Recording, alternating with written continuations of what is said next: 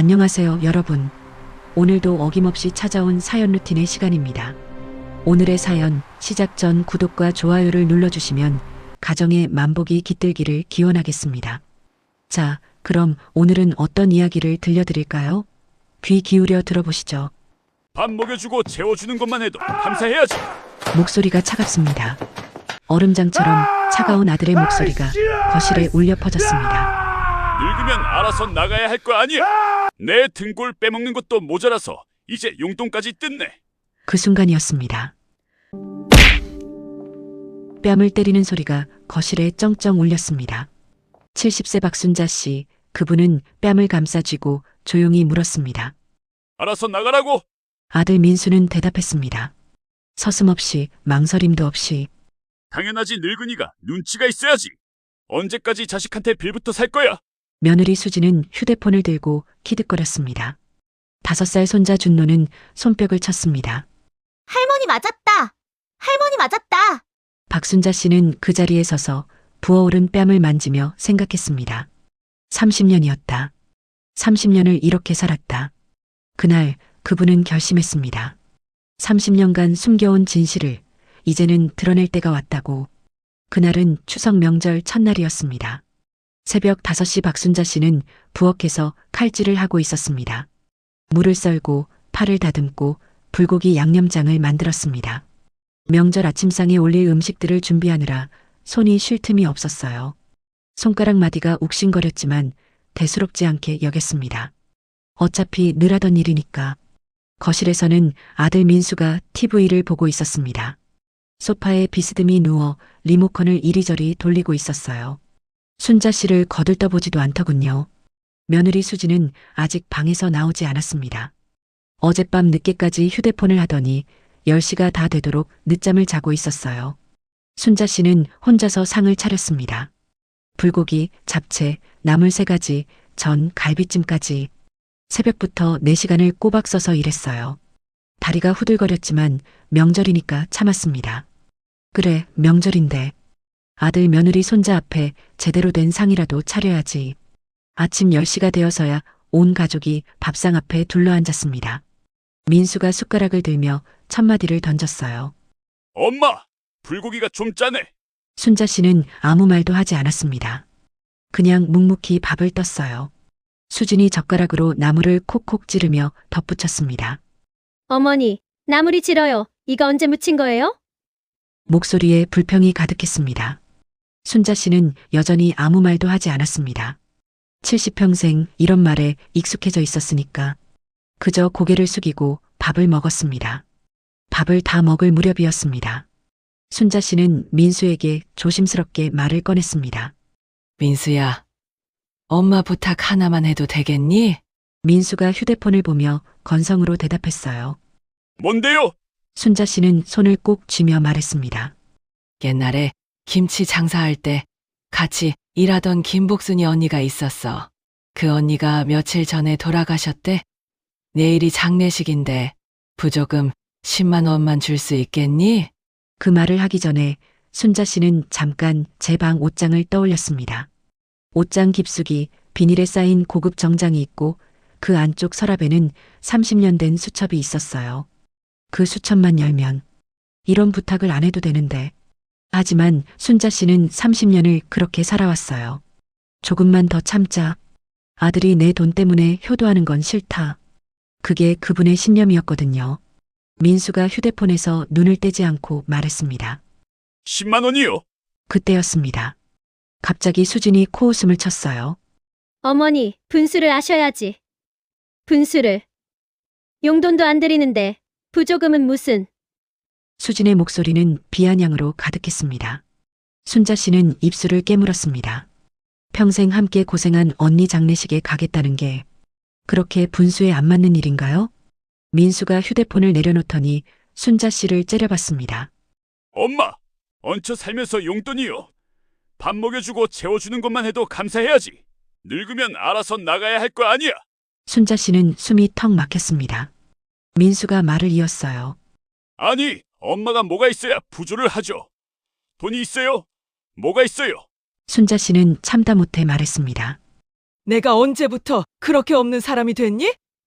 너 대학 보낼 때, 결혼 자금 줄 때, 이 아파트 전세금 보탤 때, 그 돈이 다 어디서 났는데? 순간 민수의 눈이 뒤집어졌습니다. 민수가 벌떡 일어나며 소리쳤어요. 뭐? 지금 나한테 말대꾸야. 그 옛날 이야기를 아직도 우려먹어. 건방지게 어디서 되들어? 순자 씨는 아들의 눈빛에서 처음 보는 것을 봤습니다. 분노도 아니고 짜증도 아닌, 그건 경멸이었어요. 그 순간이었습니다. 민수의 손이 번개처럼 날아왔습니다. 뺨을 맞았습니다. 아들한테, 손자가 보는 앞에서 머릿속이 하얘졌습니다. 뺨이 화끈거리는 것보다 가슴이 더 아팠어요. 숨을 쉴 수가 없었습니다. 그때였습니다. 5살 준노가 손을 치며 소리쳤어요. 할머니 맞았다. 할머니 맞았다. 5살짜리 손자가 할머니 맞는 걸 보고 손을 치고 있었습니다. 순자 씨는 그 모습을 보며 눈앞이 캄캄해졌어요. 수진이 휴대폰을 들고 키득거리며 말했습니다. 어머, 여보 손 아프겠다 이런 거 때리느라. 이런 거. 수진에게 순자 씨는 사람이 아니라 이런 거였습니다. 민수가 차갑게 내뱉었어요. 엄마! 눈치가 있으면 알아서 나갔어야지. 유통기한 지난 우유처럼 버려지기 전에 조용히 살든가. 유통기한 지난 우유. 그게 제 아들이 저를 보는 시선이었습니다. 70평생 자식 뒷바라지하며 살았는데 순자 씨는 유통기한 지난 우유였어요. 민수가 방으로 들어가더니 여행 가방을 끌고 나왔습니다. 수진도 준노 손을 잡고 현관으로 향했어요. 순자 씨는 물었습니다. 어디 가는 거니? 수진이 신발을 신으며 말했어요. 제주도요 4일 동안 가족 여행이에요. 가족. 여행. 순자 씨는 가족이 아닌가 봅니다. 수진이 문을 열며 뒤돌아보지도 않고 말했어요. 어머니 없으니까 진짜 가족끼리 편하게 놀다 올게요. 아, 그리고 부조금 같은 소리 다시는 꺼내지 마세요. 없는 사람이 없는 대로 살아야지. 문이 닫혔습니다. 순자 씨는 텅 빈 거실에 홀로 앉아 있었습니다. 아침에 정성껏 차린 밥상은 반도 안 먹고 어질러져 있었어요. 순자 씨가 새벽부터 4시간 동안 만든 음식들이 쓰레기처럼 나뒹굴고 있었습니다. 뺨이 욱신거렸습니다. 하지만 진짜 아픈 건 뺨이 아니었어요. 순자 씨는 천천히 일어나 제 방으로 갔습니다. 옷장을 열었어요. 낡은 옷들 사이로 비닐에 쌓인 고급 정장이 보였습니다. 그 정장을 쓰다듬으며 순자 씨는 혼잣말을 했어요. 30년을 참았다. 아들이 돈 때문에 효도하는 꼴은 보기 싫어서. 근데 돌아온 게 이거야. 정장 아래 서랍을 열었습니다. 낡은 수첩이 있었어요.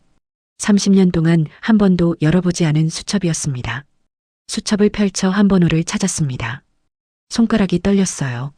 전화를 걸었습니다.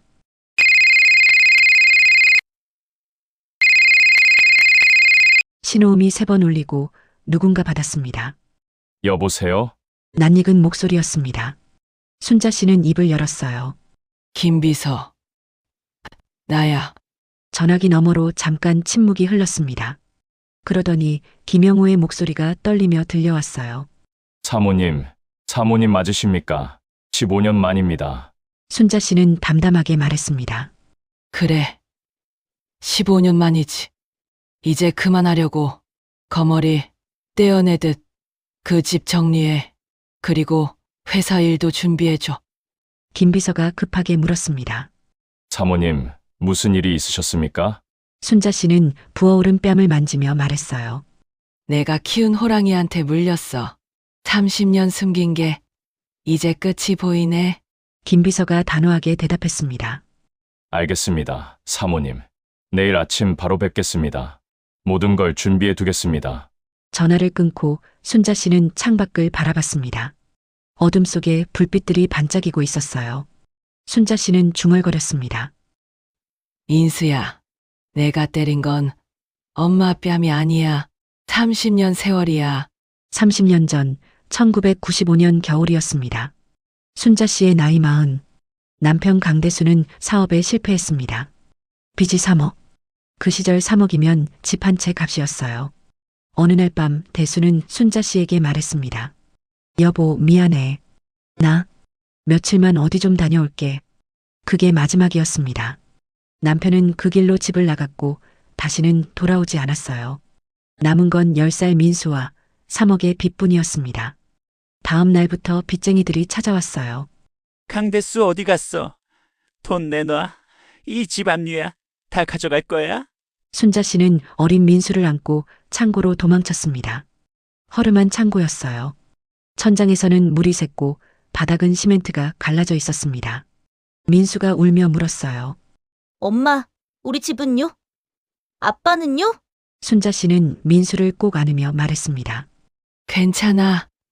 민수야, 엄마가 있잖아. 엄마가 다 해결할게. 하지만 가진 거라곤 김치 담그는 솜씨뿐이었어요. 다음 날부터 순자 씨는 새벽 4시에 일어났습니다. 창고 한켠에 배추와 물을 쌓아두고 맨손으로 김치를 담갔어요. 겨울이라 물이 차가웠습니다. 고무장갑을 끼면 김치 양념이 제대로 안 배어서 맨손으로 버무렸어요. 손이 얼었습니다. 손가락 마디마다 금이 가고 피가 배어 나왔어요. 하지만 멈출 수 없었습니다. 벽에 붙인 민수의 사진을 바라보며 순자 씨는 혼잣말을 했어요. 민수야, 엄마가 꼭 성공해서 너 좋은 대학 보내줄게. 조금만 기다려. 하루에 100포기를 담갔습니다. 새벽 4시부터 오전 10시까지 6시간을 쉬지 않고 일했어요. 그리고 오후에는 시장으로 나갔습니다. 순자 씨는 시장 한 구석에 좌판을 깔았습니다. 김치 사세요. 맛있는 김치요. 목이 터져라 소리를 질렀어요. 하지만 지나가는 사람들은 거들떠보지도 않았습니다. 한겨울이었어요. 손이 꽁꽁 얼었지만 장갑을 낄 수 없었습니다. 손님이 오면 바로 김치를 담아줘야 했거든요. 한 아주머니가 다가왔어요. 이거 얼마야? 10,000원입니다. 10,000원? 비싸네. 8,000원 해줘. 아주머니, 새벽부터 직접 담근 거예요. 10,000원만. 에이, 됐어. 안 사. 아주머니는 휙 돌아서 버렸습니다. 순자 씨는 고개를 숙였어요. 해가 질 무렵 겨우 10포기를 팔았습니다. 10,000원짜리 지폐 10장. 그게 하루벌이의 전부였어요. 집으로 돌아오니 민수가 혼자 라면을 끓여 먹고 있었어요. 민수야, 밥 안 먹고 라면 먹었어?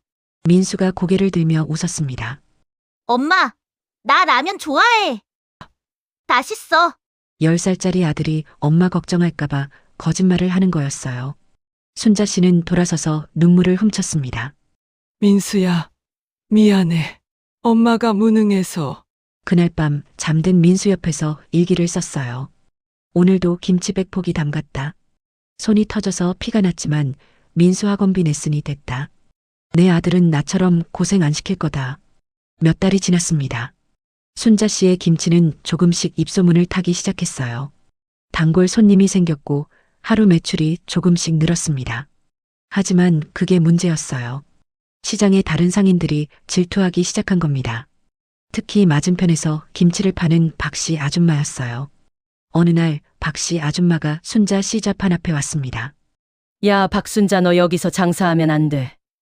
여긴 내 자리야. 20년 동안 내가 쓰던 자리라고. 아주머니, 여긴 공터인데요. 박씨 아줌마가 버럭 소리를 질렀어요. 뭐 2년이 말대꾸를 해. 그 순간이었습니다. 박씨 아줌마가 순자 씨의 좌판을 발로 걷어찼어요. 김치통이 엎어졌습니다. 새벽부터 정성껏 담근 김치가 바닥에 쏟아졌어요. 아, 아주머니.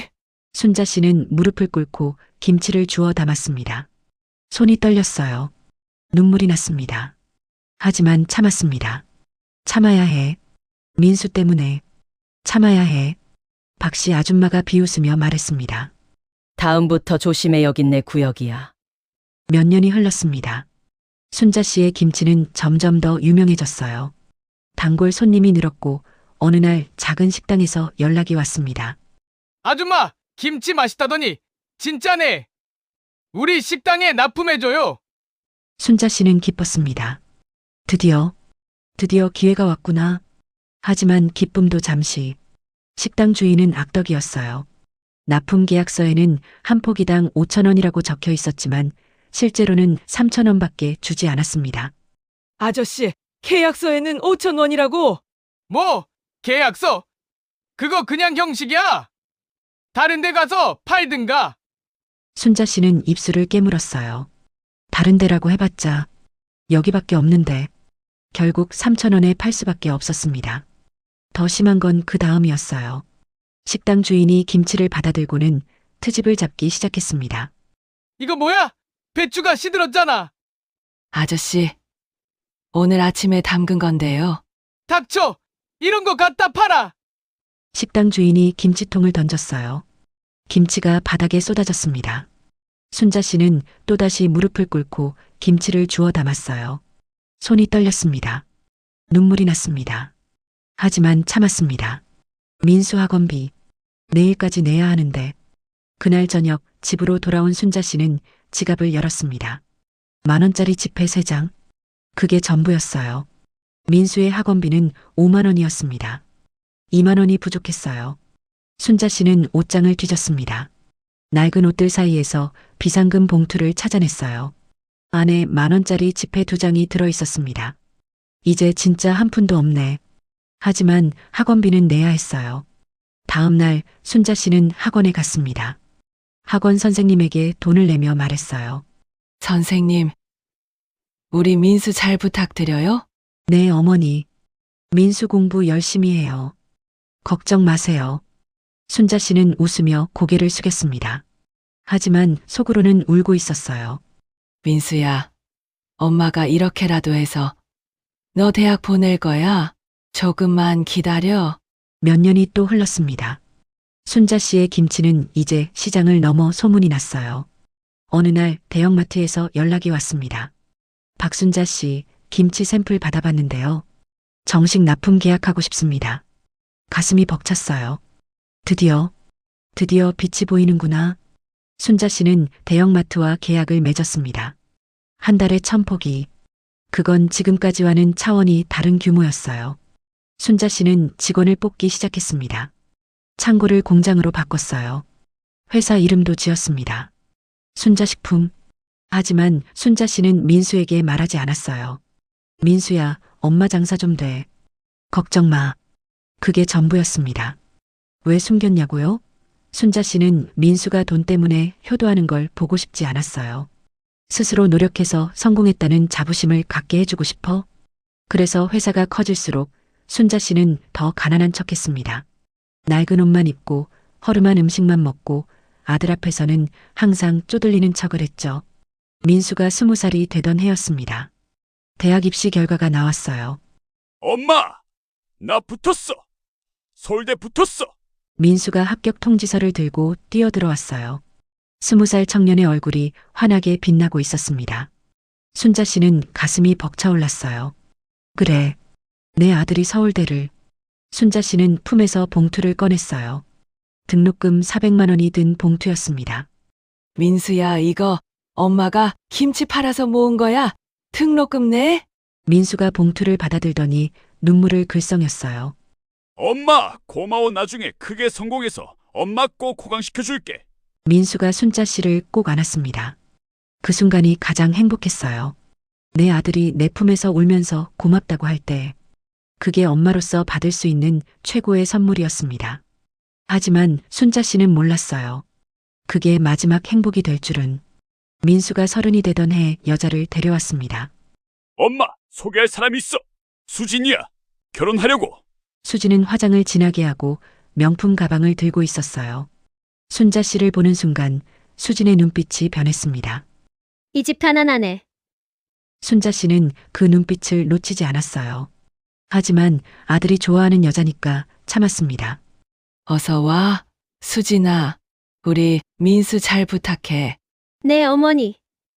수지는 겉으로는 웃었지만 속으로는 다른 생각을 하고 있었어요. 에휴, 시어머니가 김치 장사꾼이라니. 쪽팔려. 결혼식 날이었습니다. 순자 씨는 낡은 한복을 입고 갔어요. 수진의 어머니가 순자 씨를 보더니 코웃음을 쳤습니다. 어머, 사돈댁. 그 옷이 뭐예요? 에휴, 창피해서. 사진 찍을 때 뒤에 서 계세요. 순자 씨는 고개를 숙였어요. 결혼식 사진 어디에도 순자 씨의 얼굴은 제대로 나오지 않았습니다. 결혼 후 민수가 말했습니다. 엄마! 집 좀 얻으려는데 돈 좀 빌려줄 수 있어? 순자 씨는 알고 있었어요. 민수가 말하는 빌려주다는 주다라는 뜻이라는 걸. 얼마나 필요한데? 2억이요. 순자 씨는 다음 날 2억을 통장으로 넣어줬습니다. 그 돈은 순자 식품 계좌에서 나온 거였어요. 하지만 민수에게는 말하지 않았습니다. 민수야, 이거 엄마가 평생 모은 거야. 결혼 자금으로써. 민수가 봉투를 받으며 물었습니다. 엄마, 이렇게 큰 돈을 어디서? 순자 씨는 웃으며 말했어요. 김치, 장사 오래 했잖아. 푼돈 모은 거야. 사실 그때 회사 연매출은 이미 200억을 넘기고 있었습니다. 하지만 순자 씨는 끝까지 숨겼어요. 아들이 돈 때문이 아니라 진심으로 효도하길 바랐으니까요. 결혼 후 3년이 지났습니다. 순자 씨는 민수 집에 얹혀 살게 됐어요. 사실은 순자 씨 명의의 집이었지만 민수는 몰랐습니다. 수진의 태도가 변하기 시작했어요. 어머니, 설거지 좀 해주세요. 어머니, 바닥 좀 닦아주세요. 어머니, 빨래 좀 개주세요. 순자 씨는 묵묵히 했습니다. 며느리가 일하느라 힘드니까 내가 도와줘야지. 하지만 수진의 요구는 점점 더 심해졌어요. 어느 날 순자 씨가 저녁을 차렸습니다. 된장찌개와 김치, 계란말이. 수진이 숟가락을 들더니 얼굴을 찌푸렸어요. 어머니, 이게 뭐예요? 반찬이 이게 다예요? 에휴, 유양원 밥도 이것보단 낫겠네. 수진이 숟가락을 내려쳤습니다. 순자 씨는 고개를 숙였어요. 민수는 옆에서 TV만 보고 있었습니다. 그해 겨울 손자 준노가 태어났습니다. 순자 씨는 기뻤어요. 손주, 내 손주구나. 하지만 수진은 달랐습니다. 어머니, 애 봐주세요. 저 친구 만나러 가야 해요. 어머니, 기저귀 갈아주세요. 어머니, 애가 우는데 왜 가만히 있어요? 순자 씨는 밤낮 없이 준노를 돌봤습니다. 허리가 끊어질 것 같았지만 참았어요. 내 손주니까 당연한 거지. 하지만 수진은 고맙다는 말 한마디 없었습니다. 그리고 드디어 그날이 왔습니다. 추석 명절, 순자 씨가 부조금 10만 원을 부탁했을 때 민수는 순자 씨의 뺨을 때렸어요. 손자 앞에서. 순자 씨는 그 순간 깨달았습니다. 30년을 참았구나.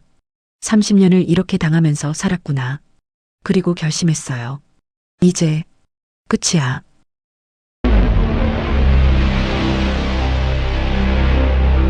같은 시각 제주도의 한 오션뷰 리조트였습니다. 민수와 수진은 스위트룸 발코니에서 와인을 마시고 있었어요. 준노는 방 안에서 태블릿 PC를 보며 놀고 있었습니다.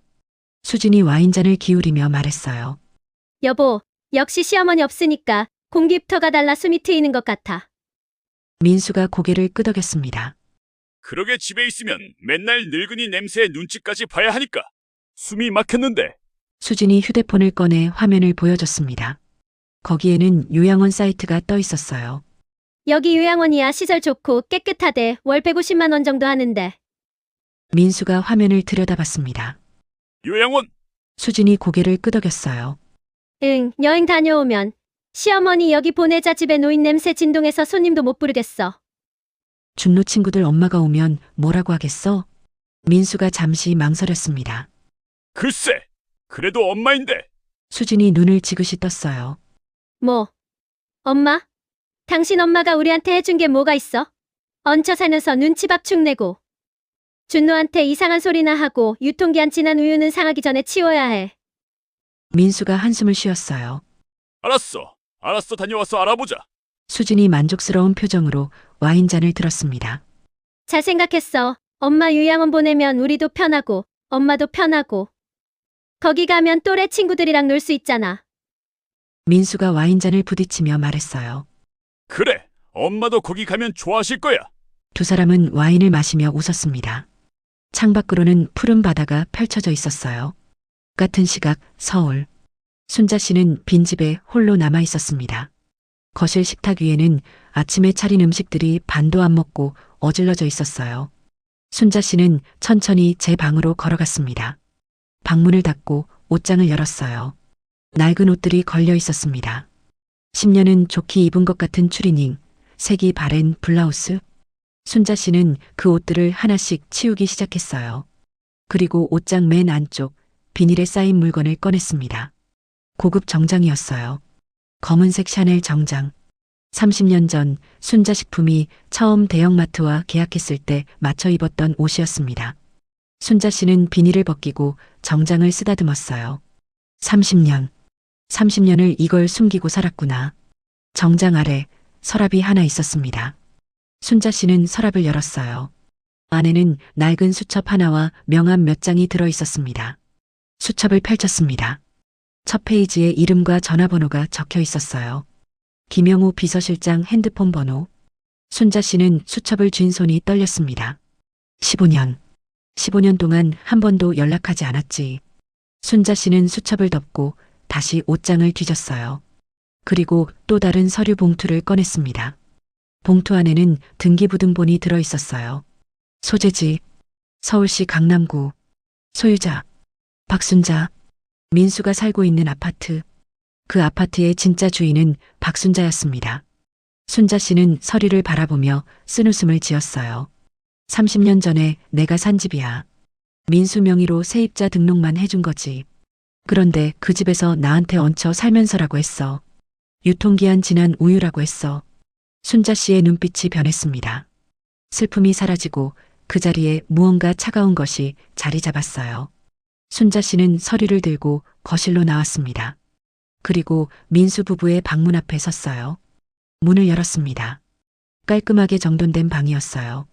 순자 씨는 천천히 안으로 들어갔습니다. 책상 위에는 서류들이 놓여 있었어요. 순자 씨는 서류를 하나씩 넘겼습니다. 그리고 한 장의 종이에서 손이 멈췄어요. 행복한 노후를 위한 최고의 선택. 그린 실버타운. 요양원 팸플릿이었습니다. 순자 씨는 팸플릿을 펼쳤어요. 거기에는 메모가 빼곡하게 적혀 있었습니다. 치매 초기 증상 체크리스트. 같은 말 반복. 물건 자주 잃어버림. 날짜 기억 못함. 어머니 해당 사항 표시할 것. 순자 씨의 손이 떨렸습니다. 치매. 나를 치매 환자로 만들려고 했구나. 책상 서랍을 열었어요. 안에는 또 다른 서류가 있었습니다. 성년후견인 신청 절차 안내. 피후견인 박순자 만 70세. 후견인 강민수. 순자 씨는 서류를 읽으며 온몸이 떨렸어요. 나를 치매 환자로 만들어서 재산을 빼앗으려고 했구나. 더 깊이 서랍을 뒤졌습니다. 그리고 노트 하나를 발견했어요. 민수의 필체로 빼곡하게 적혀 있었습니다. 엄마 순자식품 투자 유치 가능성. 회장이 누군지 알아볼 것. 엄마 인맥 활용. 순자 씨는 노트를 덮었습니다. 눈물이 났어요. 하지만 이번엔 슬픔의 눈물이 아니었습니다. 분노의 눈물이었어요.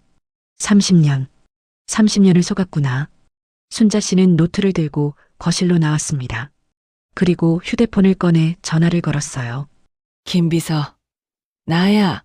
사모님 맞으십니까? 김영호의 목소리가 떨렸습니다. 15년 만에 듣는 사모님의 목소리였으니까요. 그래. 15년 만이지. 김 비서. 민수 상사 아나? 네, 민수아. 도련님 회사 말씀이십니까? 그래. 그 회사 재무 상태 파악 좀 해줘. 김영호가 잠시 침묵했습니다. 사모님 혹시 무슨 일이? 순자 씨는 부어오른 뺨을 만지며 말했어요. 내가 키운 호랑이한테 물렸어. 김영호의 목소리가 단호해졌습니다. 알겠습니다. 사모님 바로 파악하겠습니다. 전화를 끊고 순자 씨는 창밖을 바라봤어요. 순자 씨는 중얼거렸습니다. 민수야. 내가 때린 건 엄마 뺨이 아니야. 30년 세월이야. 다음 날 아침 순자 씨의 휴대폰이 울렸습니다. 김영호였어요. 사모님, 확인했습니다. 어떻게 됐어? 김영호의 목소리가 무거웠어요. 민수 상사 재무 상태가 심각합니다. 매출의 80%가 저희 순자식품 납품입니다. 사모님께서 15년 전에 지시하신 대로 매달 밀어주고 있었습니다.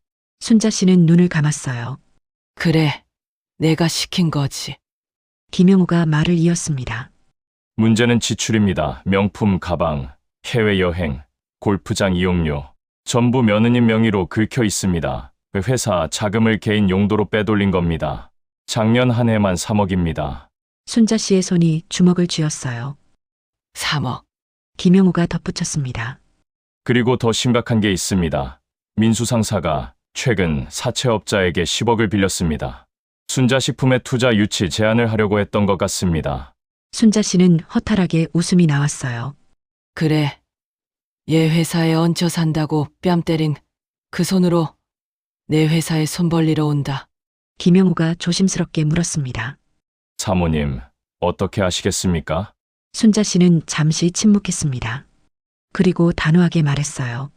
납품 끊어 당장. 그리고 그 아파트 등기부등본 다시 확인해줘.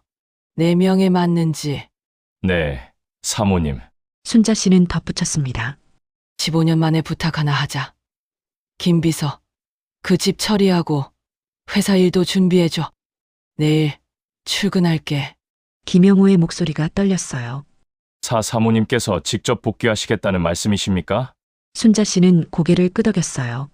그래, 30년을 숨겼으니까 30년치를 돌려받아야지. 알겠습니다. 사모님 모든 걸 준비해 두겠습니다. 전화를 끊고 순자 씨는 거울 앞에 섰습니다. 거울 속에 비친 자신의 얼굴을 봤어요. 부어오른 뺨, 주름진 얼굴, 백발. 하지만 눈빛만큼은 달랐습니다. 더 이상 슬픔이 아니었어요. 그 안에는 차가운 결의가 담겨 있었습니다. 순자 씨는 중얼거렸어요. 민수야, 엄마가 누군지. 이제 똑똑히 보여줄게. 다음 날 아침 9시. 순자 씨는 서울 강남의 대형 빌딩 앞에 섰습니다. 유리로 된 건물이 하늘 높이 솟아 있었어요. 햇살이 유리벽에 부딪혀 눈이 부셨습니다. 건물 꼭대기에는 커다란 간판이 걸려 있었죠. 순자식품 순자 씨가 세운 회사. 30년 전 허름한 창고에서 시작한 회사가 이렇게 컸습니다. 정문으로 들어서자 로비에 있던 직원들이 일제히 고개를 숙였습니다. 회장님, 안녕하십니까?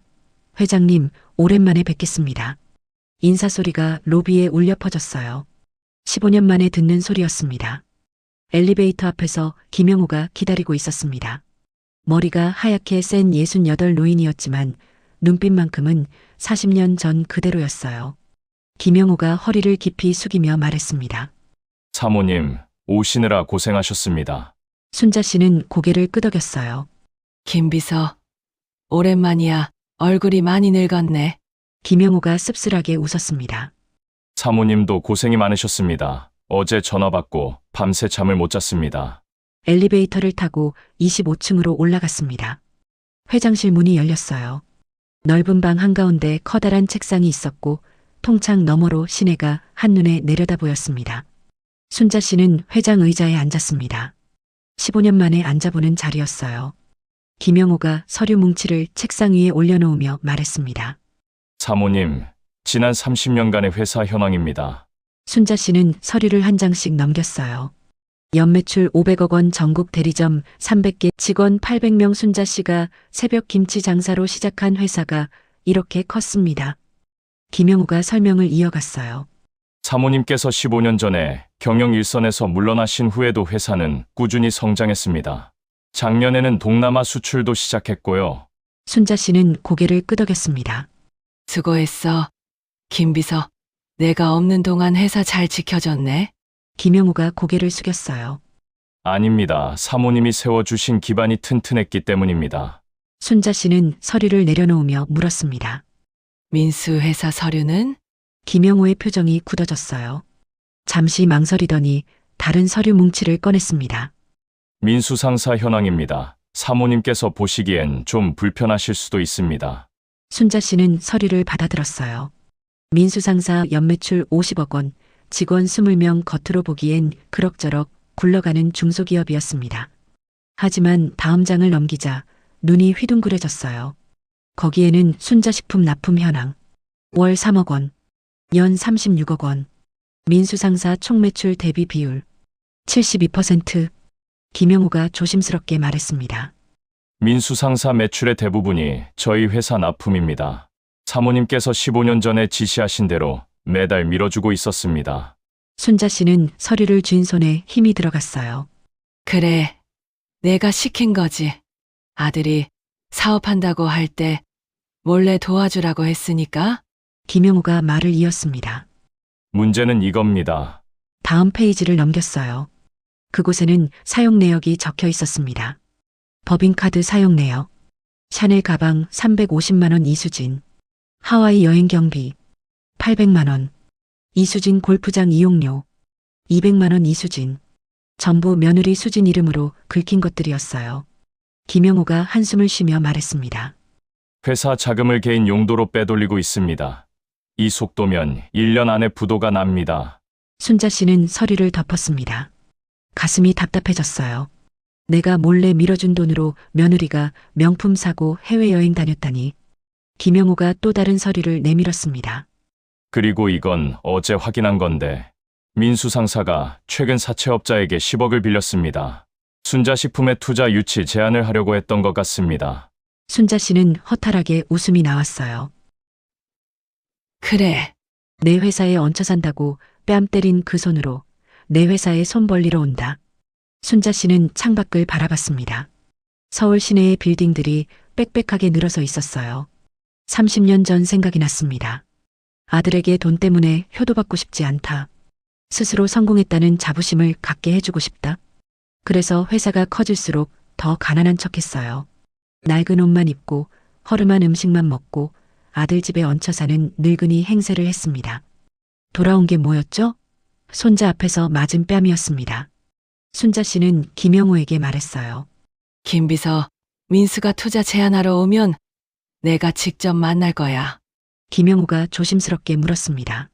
사모님, 정말 그러실 겁니까? 순자 씨는 고개를 끄덕였어요. 30년을 숨겼으니까 30년치를 돌려받아야지. 김영호가 단호하게 대답했습니다. 알겠습니다, 사모님. 순자 씨는 회장 의자에 기대며 눈을 감았어요. 더 이상 슬픔은 없었습니다. 그 자리에는 차가운 결의만이 남아 있었어요. 거머리 같은 것들. 이제 똑똑히 보여줄게. 사흘 후 민수 부부는 제주도 여행을 마치고 돌아왔습니다. 김포공항에 도착한 민수는 휴대폰을 꺼내 문자를 확인했어요. 여보, 순자식품에서 답장 왔어. 수진이 눈을 반짝이며 물었습니다. 진짜? 뭐래? 민수가 문자를 읽었어요. 투자 제안 검토했습니다. 내일 오전 10시 본사 회장실로 방문해 주시기 바랍니다. 순자식품 비서실. 수진이 환호성을 질렀어요. 와, 됐다. 500억짜리 회사에서 답장이 왔어. 민수도 웃으며 말했습니다. 그러게 이번엔 진짜 대박 날 것 같아. 수진이 민수의 팔을 꼭 잡았어요. 여보, 이번에 투자 받으면 우리 인생 역전이야. 10억 사채도 갚고 회사도 키우고. 알아. 내일 제대로 어필해 볼게. 두 사람은 신이 나서 택시를 잡았습니다. 하지만 그들은 몰랐어요. 내일 그들을 기다리고 있는 게 무엇인지. 택시가 아파트 앞에 도착했습니다. 민수가 가방을 들고 현관문 앞에 섰어요. 비밀번호를 눌렀습니다. 삑삑삑. 이상한데? 비밀번호가 안 맞았어요. 민수가 다시 눌렀습니다. 삑삑삑. 또 안 맞았습니다. 여보, 비밀번호 바뀐 것 같아. 수진이 당황하며 물었어요. 뭐? 왜 바뀌어? 어머니가 바꾼 거야? 모르겠어. 벨 눌러봐. 하지만 안에서는 아무 대답이 없었습니다. 민수가 휴대폰을 꺼내 순자 씨에게 전화를 걸었어요. 하지만 전화는 받지 않았습니다. 이상한데 엄마 전화도 안 받네. 수진이 짜증을 내며 말했어요. 에휴, 설마 화난 거 아니야? 부조금 달라는 거 거절했다고? 그럴 리가. 그때였습니다. 현관문 아래 쪽지 하나가 붙어 있었어요. 민수가 쪽지를 떼어 읽었습니다. 내일 오전 10시 순자식품 본사로 와라. 민수와 수진은 서로를 바라봤어요. 순자식품. 그거 우리가 내일 갈 회사 아니야? 맞는데 엄마가 왜 거기로 오래? 수진이 코웃음을 쳤습니다. 설마 거기 청소부로 취직했나? 아니면 식당 일? 민수도 피식 웃었어요. 그럴지도 엄마가 무슨 아는 사람이라도 있나 보지. 수진이 가방을 끌며 말했습니다. 에휴, 일단 호텔 가자. 이 짐 들고 있기 힘들어. 두 사람은 근처 모텔로 향했습니다.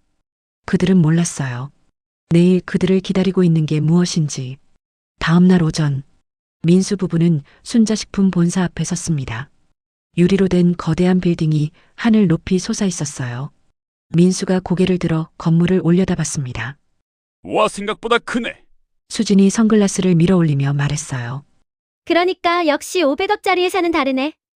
여보, 우리 투자 제안도 오늘 같이 어필하자. 어차피 여기 온 김에. 민수가 고개를 끄덕였습니다.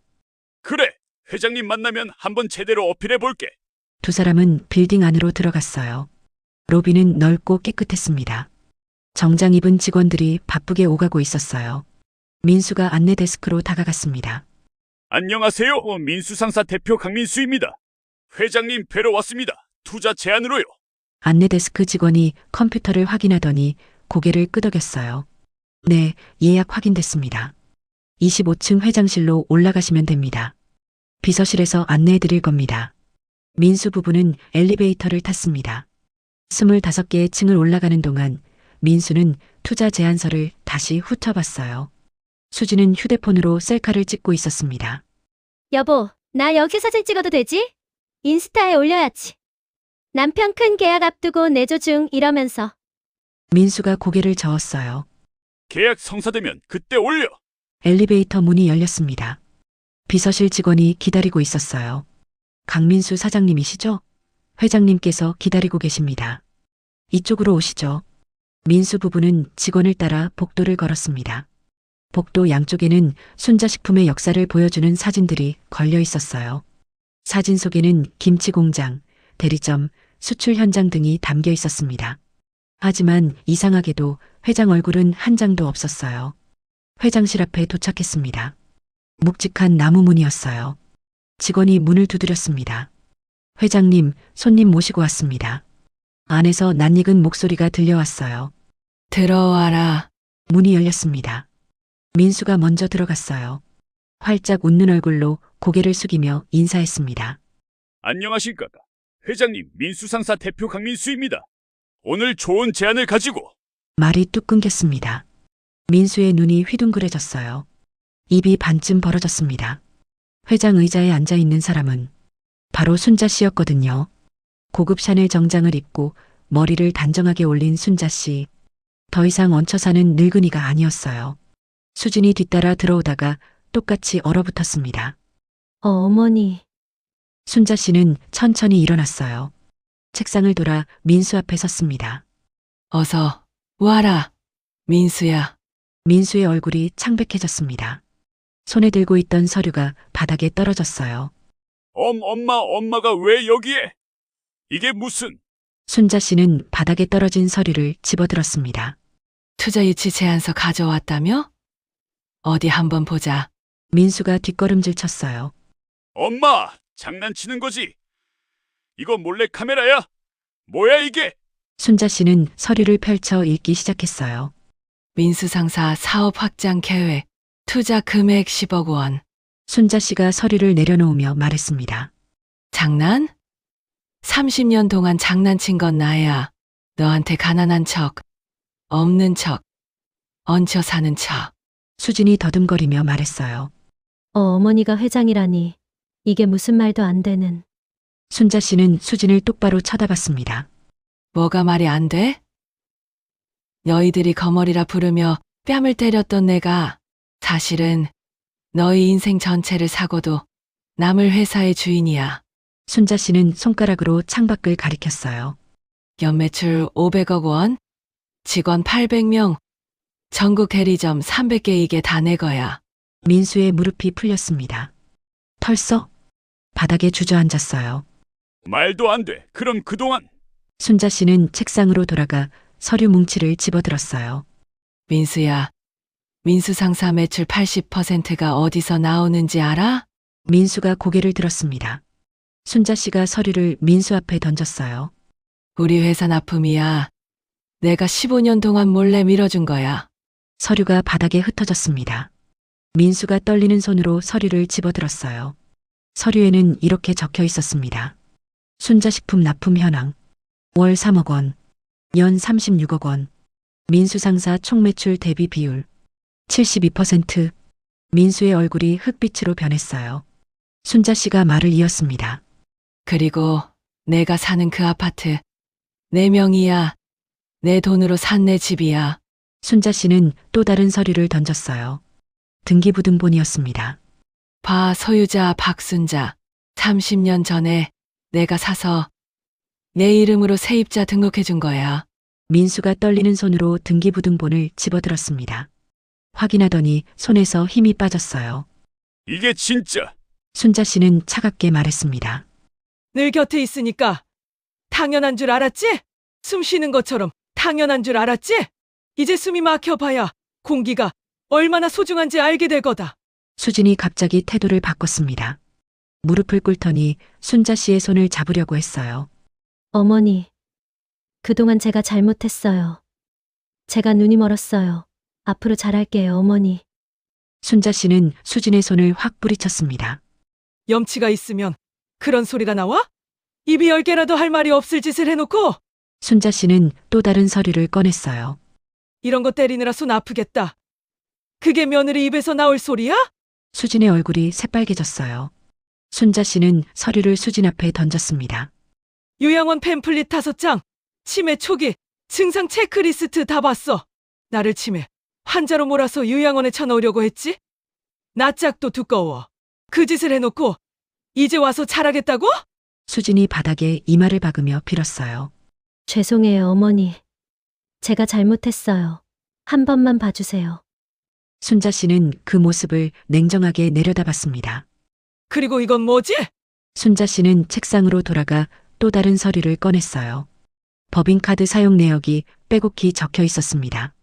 샤넬 가방, 하와이 여행 경비, BMW 리스료, 이수진. 순자 씨가 서류를 수진에게 던졌어요. 너희들이 내 피를 빨아먹으면서 나를 거머리라 불렀어. 근데 정작 진짜 거머리는 누구였어? 내 돈으로 명품 사고, 내 돈으로 해외여행 가고, 내 돈으로 살면서 나를 유통기한 지난 우유 취급한 게 누구야? 수진이 울부짖으며 빌었습니다. 어머니, 제발 한 번만 용서해 주세요. 순자 씨는 창문 쪽으로 걸어갔습니다. 서울 시내가 한눈에 내려다 보였어요. 순자 씨는 천천히 입을 열었습니다. 30년 전 남편이 3억 빚을 남기고 사라졌을 때 나는 어린 너를 안고 허름한 창고로 도망쳤어. 가진 거라곤 김치 담그는 솜씨뿐이었어. 매일 새벽 4시에 일어나서 왼손으로 김치를 담갔어. 손이 트고 피가 나도 참았어. 순자 씨의 목소리가 떨렸어요. 왜냐면 내 아들 대학 보내야 했으니까. 민수가 고개를 들지 못했어요. 순자 씨가 말을 이었습니다. 시장 좌판에서 목이 터져라. 김치를 팔았어. 한겨울에 손이 얼어도 장갑을 낄 수 없었어. 손님이 오면 바로 담아줘야 했거든. 하루 벌이가 겨우 10만 원이었어. 그 돈으로 내 학원비를 냈어. 순자 씨의 목소리가 높아졌어요. 식당 주인이 김치통을 던져도 시장 상인이 내 좌판을 걷어차도 참았어. 왜? 내 아들 때문에. 내가 대학 합격했을 때 등록금 400만 원을 줬어. 김치 팔아서 모은 거야 라고 말했지. 하지만 그때 내 회사 연매출은 이미 200억이었어. 민수가 눈물을 흘렸습니다. 순자 씨는 민수 앞으로 걸어왔어요. 결혼자금 2억, 아파트 전세금 전부 내가 줬어. 하지만 너한테 말하지 않았어. 왜냐면 너한테 돈 때문에 효도받고 싶지 않았으니까. 순자 씨의 목소리가 떨렸어요. 너한테 스스로 성공했다는 자부심을 주고 싶었어. 그래서 회사가 커질수록 더 가난한 척했어. 낡은 옷만 입고 허름한 음식만 먹고 너희 집에 얹혀 사는 늙은이 행세를 했어. 순자 씨는 민수를 똑바로 바라봤어요. 근데 돌아온 게 뭐야? 손자 앞에서 뺨이야. 순자 씨가 책상을 내리쳤습니다. 얹혀 살면서 용돈이요? 그게 아들 입에서 나올 소리야? 유통기한 지난 우유? 그게 내가 30년 동안 피 흘려가며 키운 아들이 엄마한테 할 말이야? 민수가 기어가듯 순자 씨 앞으로 왔습니다. 엄마 제발 제가 잘못했어요. 한 번만 용서해 주세요. 순자 씨는 차갑게 내려다봤어요. 민수야, 투자 거절이다. 민수의 얼굴이 창백해졌어요. 순자 씨가 말을 이었습니다. 내일부터 납품도 끊는다. 그리고 내 집에서 나가. 일주일 안에 짐 싸서 나가. 민수가 울먹이며 매달렸습니다. 엄마! 그러면 회사가 망해요. 납품 끊으면 한 달도 못 버텨요. 순자 씨는 차갑게 대답했어요. 그래서 그게 내 알바야? 너희들이 그렇게 바라던 진짜 가족끼리 어디 끝까지 행복해봐. 나 없이 얼마나 잘 사나. 김영호가 문을 열고 들어왔습니다. 손에 서류 봉투를 들고 있었어요. 김영호가 민수 앞에 서류를 내밀었습니다. 퇴거 통보서입니다. 일주일 내로 해당 아파트에서 퇴거하지 않으면 법적 조치를 취하겠습니다. 민수가 서류를 받아들었습니다. 손이 부들부들 떨렸어요. 순자 씨는 창문 쪽으로 걸어가 서울 시내를 내려다봤어요. 30년 전 내가 세운 회사야. 새벽 4시에 일어나서 김치를 담갔어. 손이 트고 피가 나도 참았어. 순자 씨는 뒤를 돌아봤습니다. 근데 그 아들이 손자 앞에서 내 뺨을 때리더라. 얹혀 살면서 용돈이요? 그러면서 순자 씨는 문을 가리키며 말했습니다. 나가. 2번 다시 내 앞에 나타나지 마. 민수와 수진이 비틀거리며 일어났습니다. 수진이 마지막으로 한 번 더 매달렸어요. 어머니, 제발 한 번만 더 기회를 주세요. 순자 씨는 차갑게 돌아섰습니다. 기회. 내가 30년 동안 기회를 줬어. 근데 돌아온 게 뭐야? 뺨이야. 이제 끝이야. 김영호가 두 사람을 부축해 문 밖으로 데려갔어요. 문이 닫혔습니다. 순자 씨는 회장 의자에 앉아 눈을 감았어요. 눈물이 흘렸습니다. 복수가 시원해야 하는데 가슴은 왜 이렇게 아픈지 몰랐습니다. 일주일 후 민수 부부는 아파트에서 쫓겨났습니다. 퇴거 기한 마지막 날 순자 씨는 집에 가지 않았어요. 김영호가 대신 가서 지켜봤죠. 김영호가 전화로 상황을 전해줬습니다. 사모님, 지금 이사짐 센터 왔습니다. 짐 빼는 중이에요. 민수는 뭐래? 아무 말도 못하고 있습니다. 며느님이 대신 난리를 치고 있고요. 전화기 너머로 수진의 목소리가 들렸어요. 이게 다 그늘은이 때문이야. 시어머니가 우리를 꼴을 만들었어. 순자 씨는 전화를 끊었습니다. 더 들을 필요가 없었어요. 순자 씨는 회장실 창문 너머로 서울 시내를 바라봤습니다. 저 애가 바닥까지 떨어져야 뭔가 깨달을 거야. 지금 내가 손 내밀면 또 똑같아져. 거머리는 스스로 떨어져야 해. 민수 상사에는 벼락이 떨어졌습니다. 순자식품 납품이 끊기자 도미노처럼 문제가 터졌어요. 납품 대금이 매출의 80%였으니 회사가 버틸 재간이 없었죠. 민수가 회사에 출근하니 직원들이 사무실 앞에 모여 있었습니다. 사장님, 월급 언제 주실 거예요? 벌써 2달째예요. 네, 아이 학원비도 못 내고 있다고요? 사장님, 우리 다 굶어 죽으라는 거예요? 민수가 손을 내저었어요. 조금만 기다려 곧 정리될 거야. 하지만 정리될 기미는 보이지 않았습니다. 거래처에서 전화가 빗발쳤어요. 강 사장, 순자식품 납품 끊겼다며? 그러면 우리도 계약 재검토해야겠는데. 민수 상사 재무 상태가 심상치 않다던데 미리 말씀 좀 해주시지. 미안한데 우리도 더는 못 기다려. 계약 해제할게. 일주일 만에 거래처 10곳이 계약을 끊었습니다. 사무실에 남은 건 밀린 월급 고지서와 빚독 촉장뿐이었어요. 설상가상으로 사채업자가 찾아왔습니다. 사무실 문이 벌컥 열리더니 험상궂은 남자 2명이 들어왔어요. 강민수 사장, 오랜만이야. 민수의 얼굴이 창백해졌습니다. 김 사장님 왜 여기까지?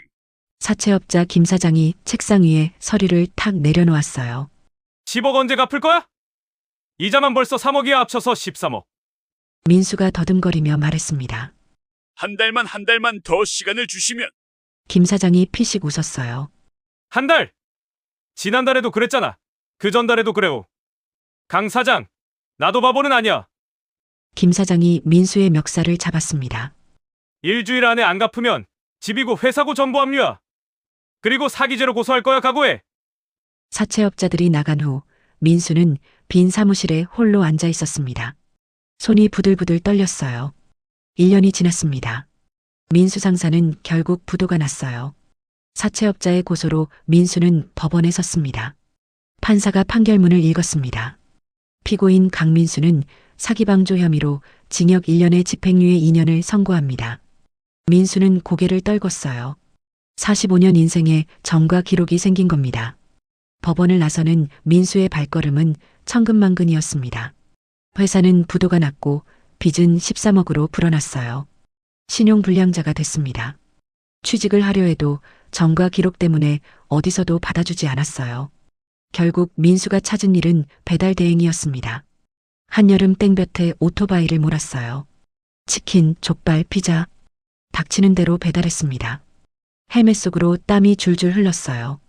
배달 한 건에 3,000원. 하루에 20건을 뛰어야 겨우 6만 원이었습니다. 민수가 이사간 곳은 외곽의 허름한 원룸이었어요. 보증금 500만 원에 월세 40만 원짜리 방. 창문 밖으로는 공사장이 보였고 벽지는 군데군데 뜯겨 있었죠. 수지는 이혼 소송을 냈습니다. 이혼 소송장이야. 위자료 5억. 양육권은 당신이 가져. 난 준노 필요 없어. 이 지옥 같은 데서 하도 더 못 살겠어. 문이 닫혔습니다. 민수는 빈 원룸에 홀로 남았어요. 어느 날 오후 배달 주문이 들어왔습니다. 민수가 휴대폰 앱을 확인했어요. 배달 주소를 보는 순간 손이 멈췄습니다. 순자식품 본사 강남구 테헤란로. 심장이 쿵쾅거렸어요. 하필이면 엄마 회사였습니다. 거부하고 싶었지만 그럴 여유가 없었어요. 이번 달 월세가 밀려 있었거든요. 민수는 이를 악물고 오토바이 시동을 걸었습니다. 순자식품 본사 앞에 도착했어요. 민수는 헬멧을 깊이 눌렀었습니다. 얼굴을 들키고 싶지 않았어요. 배달 음식을 들고 로비로 들어갔습니다. 배달 왔습니다. 안내 데스크 직원이 말했어요. 아, 직원 식당 주문이요? 잠깐만요. 담당자 부를게요. 민수는 로비 한쪽에 서서 기다렸어요. 고개를 숙이고 바닥만 바라봤습니다. 그때였습니다. 엘리베이터 문이 열렸어요. 익숙한 목소리가 들려왔습니다. 김 비서, 오후 일정 다시 확인해줘. 네, 사모님 3시에 거래처 미팅 있습니다. 민수의 심장이 멎는 것 같았어요. 고개를 들었습니다. 엘리베이터에서 내리는 사람은 엄마였어요. 고급 정장을 입고 당당하게 걸어 나오는 순자식품 회장. 엄마! 순자 씨가 로비를 가로질러 걷다가 멈췄습니다. 배달복을 입은 남자를 봤어요. 두 사람의 눈이 마주쳤습니다. 순자 씨는 배달복을 입은 민수를 알아봤습니다. 헬멧을 눌러 쓰고 고개를 숙이고 있었지만 어미가 자식을 못 알아볼 리가 없죠. 가슴이 철렁 내려앉았어요. 내 아들이 500억짜리 회사 로비에 배달부로 서 있다. 민수가 더듬거렸어요. 엄마! 순자 씨는 민수를 똑바로 쳐다봤습니다. 그리고 차갑게 말했어요. 거기 배달부. 로비 말고 지하 직원 식당으로 가. 민수의 얼굴이 일그러졌습니다. 순자 씨는 그대로 지나쳤어요. 뒤도 돌아보지 않았습니다. 민수가 그 자리에 얼어붙어 있었어요. 지나가던 직원들이 수군거렸습니다. 저 배달부 왜 저래? 회장님 보고 얼었나? 그러게 이상한 사람이네. 민수가 고개를 푹 숙였어요.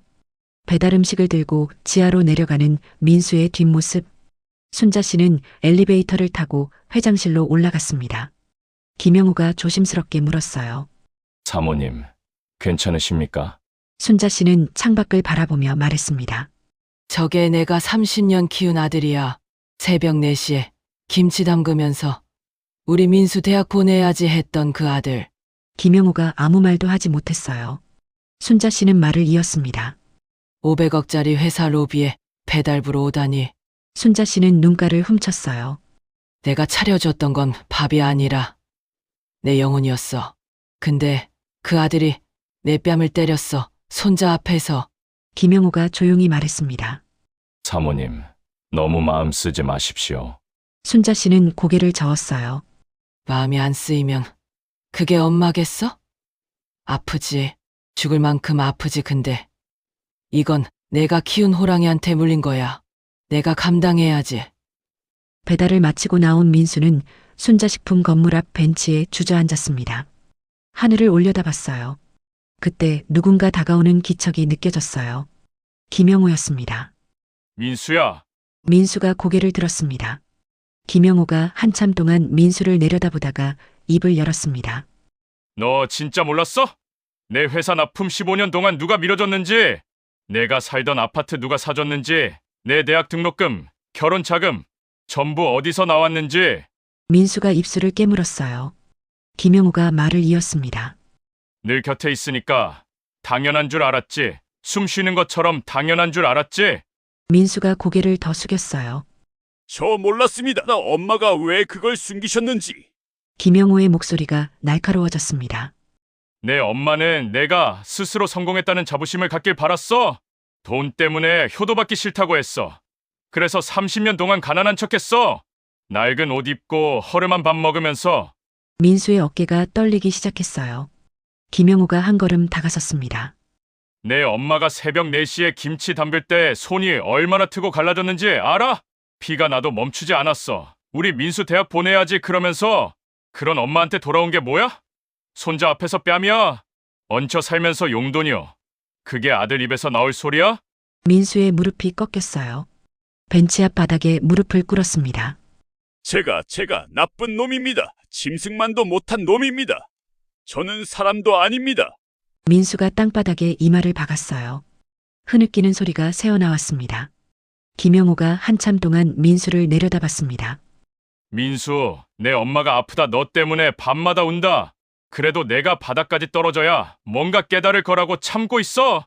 민수가 고개를 들었어요. 엄마가 운다고요? 김영호가 고개를 끄덕였습니다. 그래 복수가 시원해야 하는데 왜 이렇게 아프냐고. 그게 엄마야. 자식한테 뺨 맞고도 그 자식 걱정하는 게 엄마라고. 김영호가 돌아서며 말했습니다. 나는 더 해줄 말이 없다. 내 인생은 내가 알아서 해. 김영호가 건물 안으로 들어갔어요. 민수는 한참 동안 그 자리에 무릎 꿇고 앉아 있었습니다. 같은 시각 강릉 바닷가. 순자 씨는 손자 준노와 함께 펜션에 와 있었어요. 창문을 열면 푸른 바다가 한눈에 들어왔습니다. 할머니, 바다다! 준노가 창문에 매달려 소리쳤어요. 6살이 된 준노는 부쩍 키가 컸습니다. 순자 씨는 준노 옆으로 다가갔어요. 그래, 바다야 예쁘지?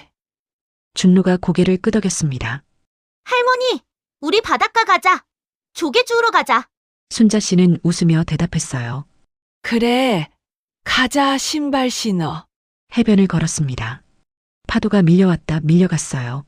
준노가 맨발로 물가를 뛰어다녔습니다. 할머니, 여기 조개 있다. 준노가 조개를 들고 달려왔어요. 햇살에 반짝이는 작은 조개였습니다. 순자 씨는 무릎을 꿇고 준노 눈높이에 맞췄어요. 와, 예쁜 조개네 준노가 찾았어? 준노가 환하게 웃었습니다. 응, 할머니 줄 거야. 순자 씨는 조개를 받아들며 말했어요. 고마워. 준노야 할머니가 보물처럼 간직할게. 준노가 순자 씨의 손을 꼭 잡았습니다. 할머니, 나 할머니 좋아해. 할머니랑 맨날 같이 살고 싶어. 가슴이 뭉클해졌어요. 순자 씨는 준노를 꼭 안아줬습니다. 할머니도 준노 사랑해. 우리 둘이 행복하게 살자. 할머니가 다 지켜줄게. 준노가 순자 씨 품에 파고들었어요. 작고 따뜻한 체온이 느껴졌습니다. 파도 소리가 귓가에 맴돌았어요. 바람이 머리카락을 흩날렸습니다. 순자 씨는 눈을 감았어요. 이게 행복이구나. 30년 동안 자식한테 바치느라 잊고 살았던 행복. 그날 밤 순자 씨는 펜션 테라스에서 바다를 바라봤습니다. 김영호에게서 전화가 왔어요. 사모님, 이번 분기 실적 보고드립니다. 어떻게 됐어? 연매출 700억을 넘었습니다. 동남아 수출이 예상보다 훨씬 잘 됐습니다. 순자 씨는 웃음이 났어요. 그래. 수고했어, 김비서. 김영호가 말을 이었습니다. 그리고 손자 준노 교육비 적립금도 따로 만들어뒀습니다. 대학 갈 때까지 걱정 없으실 겁니다. 순자 씨는 고개를 끄덕였어요. 고마워, 김비서. 이제야 내 인생 사는 것 같아. 김영호가 조용히 말했습니다. 사모님, 행복해 보이셔서 저도 기쁩니다. 전화를 끊고 순자 씨는 바다를 바라봤어요. 70평생 처음으로 마음이 편안했습니다. 순자 씨는 중얼거렸습니다. 30년 동안 나는 아들을 위해 살았다 하지만 이제는 내 인생을 산다. 준노와 함께 행복하게.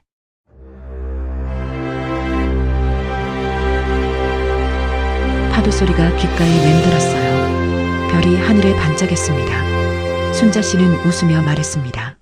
자식도 폐륜하면 남이다. 그게 제가 30년 만에 깨달은 진실이에요. 자식도 부모도 혈육이라는 이유로 해서는 안 될 것들을 하면 그 인연은 끝내야 한다. 단지 혈육이라는 이유로 참고 견디는 것은 서로를 죽이는 무서운 형벌이다. 여러분, 오늘 이야기 어떠셨나요? 박순자 씨의 기구한 운명을 끝까지 들어주셔서 감사합니다. 30년 동안 자식을 위해 모든 걸 바쳤지만 돌아온 건 손자 앞에서 맞은 뺨이었습니다. 하지만 순자 씨는 포기하지 않았어요. 30년간 숨겨온 진실을 드러내고 당당하게 자신의 삶을 되찾았습니다. 이 이야기가 우리에게 주는 교훈은 분명합니다.